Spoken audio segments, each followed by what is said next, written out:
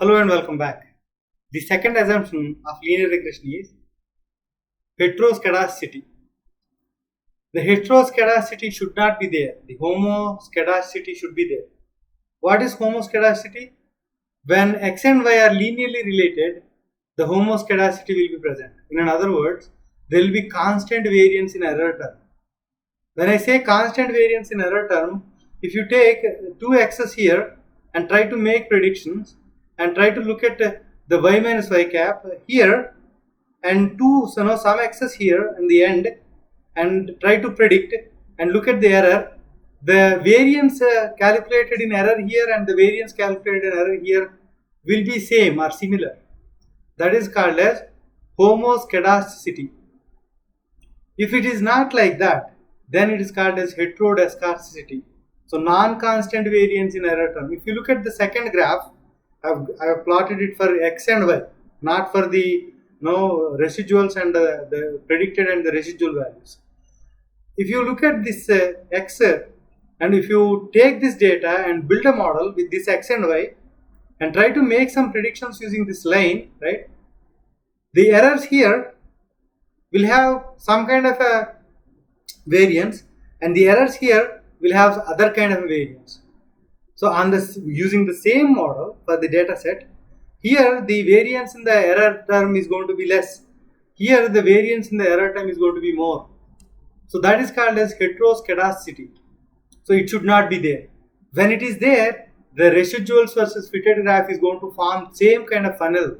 Right? We have seen that when the original data is forming a parabolic curve, the predicted versus residuals plot is also forming a parabolic curve. Similarly, if your original data is in a funnel shape, the predicted versus residuals plot is also going to be in funnel shape. Why is the predicted versus residuals plot is needed? Because there will be many x's and one y. You cannot plot this graph when there are more x's and y because it's going to be n-dimensional space and a graph, right? So you definitely need to take help from predicted versus residuals plot. So there also you will find a funnel shape. When the residuals versus predicted versus residuals plot is forming a funnel shape, that means heteroskedasticity is present in the dataset. Basically the heteroskedasticity is happening because of the problem in y. For the same x, there are different y values. It's like the example is like this. If you are trying to take a Mumbai slum and then trying to take the house prices of the houses in that slum, there will be high-raised buildings in the nearby, and the same area will have small huts and small buildings also. If you try to compare the prices, right, for the same input variables, the location, locality, and the landmarks, you will have different prices, the high price and low price, like this. The high price, low price, and a high price.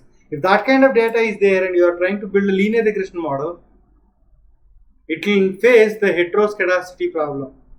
The residuals versus fitted plot will actually have a form a funnel shape. To solve this problem, right, to check it, we actually can use other statistical tests and residuals versus predicted plot. But to fix this, we may have to apply log transformation, or we may have to shrink the biggest numbers. If you apply log transformation on the biggest numbers here, the y's, right, they'll become small. If you look at log 1 million base 10 is going to be 6. Log 10 base 10 is going to be 1.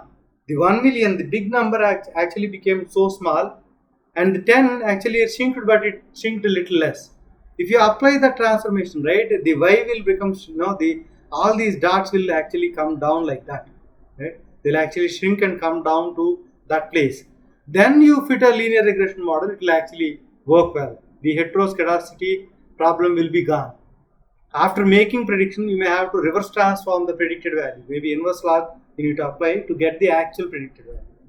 So that explains the homoskedasticity and heteroskedasticity. Thank you.